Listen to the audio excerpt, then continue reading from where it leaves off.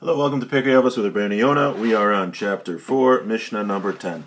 Rabbi Meir says, having mamayet ba'esek, decrease your activity in business, va'osek b'Torah, and study Torah, v'havi shval ruach b'fnei kol adam, and be humble in front of every person. You'll notice that it started talking about humility again in the middle of talking about Torah study. We'll see why. V'im bataltam in a Torah, if you neglect Torah, yishlecha batalim harbe kinegdecha. There'll be many batalim against you. We'll see what this means soon.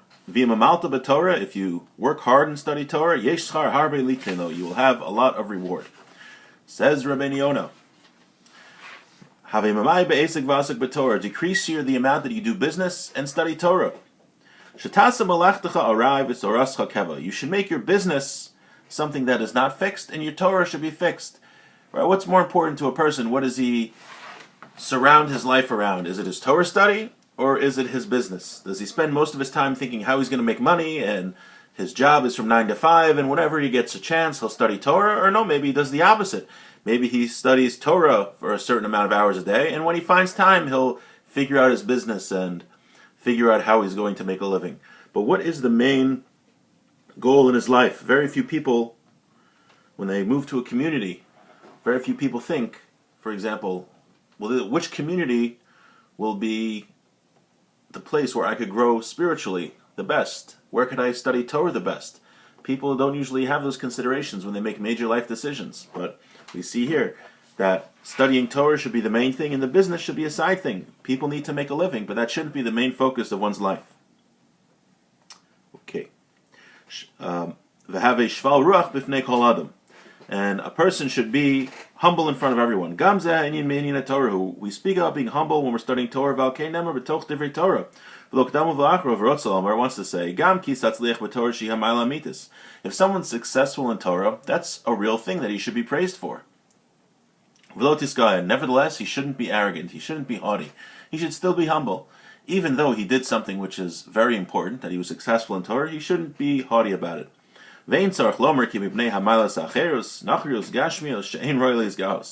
all the more so that a person should not be haughty when it comes to other things. If he's wealthy, who cares? That's important. I just read a story that someone came to him, Chaim Kanievsky, and he says he has a big problem because he's a rabbi, and when he goes to weddings, they sing songs for him, and they stand up for him, and he feels like all the honor is getting to his head. So Chaim Kanievsky started laughing. He said, "What are you, a little boy? Who cares? That's such a silly thing. People get up for you. You feel important because of that. That's such a silly thing, right? Getting honor in this world. What does it mean? One day we're all gonna die. We're not gonna be here. All the honor doesn't mean anything. It's a joke." So he says, by Torah learning, which is a very important thing, you would think a person has a right to be haughty about it. He says, no, you should still be humble. But all the more so, things that aren't important, like being wealthy and being, important at work, whatever it is, having an important job, all these things, those aren't important. Those are silly things. Of course you shouldn't be haughty about that. They say a story that someone once came to a gadol. His wife was upset because he bought a fancy car, and his wife was worried that people were going to be jealous of him. So the gadol said, tell me, bring your husband into me. So he speaks to the husband. He says, I heard you bought a fancy car, and you worried people are going to be jealous of you. He says, yeah, my wife is worried. He says, tell me, did you finish the Talmud yet?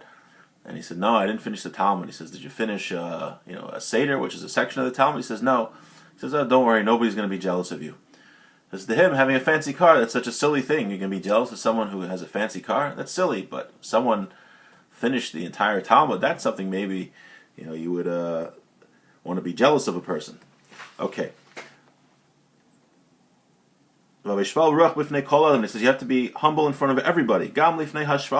Even in front of lowly people. There's a lot of people that people tend to ignore. The poor people, the people that aren't so successful in life. Maybe there's a little something. Also, people that perhaps they have something wrong with them.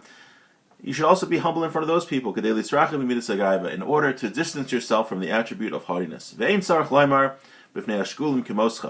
And of course, you should be humble in front of people that are your equals. What happens if a person neglects Torah study? They're evil people, bears and lions that will Hashem will punish a person through evil people, through bears and lions. He'll send messengers to exact punishment from a person that neglects his Torah study. It's a sin to neglect Torah study. It's a mitzvah to learn Torah and a sin to neglect Torah study. Because Hashem doesn't want to punish a person directly. He punishes others. He uses messengers to punish. We'll see why that is in a second. Why does Hashem use messengers to punish people? However, on the other hand, if you work hard in Torah, it doesn't just say learn Torah, but it says amal, that means hard work, because Torah study is something that takes hard work. Hashem has a lot of reward. So Hashem in himself, in his glory, gives reward to those that toil in Torah. Not through an angel, not through a messenger. Sounds familiar? We're in Pesach now. And this he promises to everyone who comes into the world.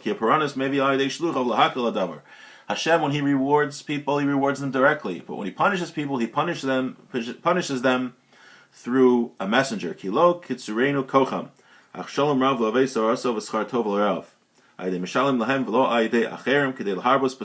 that Hashem, he rewards people himself, and when he punishes people through a messenger, because when the messenger does it, it's not as bad.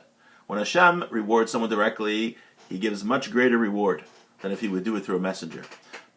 So therefore, he punishes through a messenger, which is weaker, and he rewards through himself. A parable to a king. A king hired a craftsman to make him a certain vessel. So the king commands his servants, he orders his servants to go and take money from the treasury to pay the craftsman. But the servant is going to give less money to the craftsman than had the king himself pay the craftsman. Because the king is more generous than one of his servants when it comes to giving reward. They're not as generous as him. So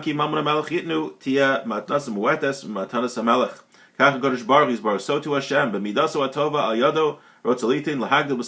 when Hashem rewards, Hashem wants the reward not through a messenger, because when Hashem rewards, he does it through himself. He does it himself, and when he does it himself, Hashem is, so to say, more generous and gives greater reward than had it been through a messenger. So we learned the importance of Torah study, that Torah study should be the main focus of our lives, and not work, not making money. Right, eventually we're not going to be here anymore. No one's going to care how much money we had, but in the next world, it will be important how much Torah we learned, how many mitzvahs we did. And then we learned if we neglect we should be humble in front of everybody, including people that we usually look down upon. We should be humble in front of them, all the more so to people on what we would say our level. And then we learned there's a punishment for neglecting Torah and a great reward that Hashem rewards us directly for studying Torah. And with that, I wish everyone a great day.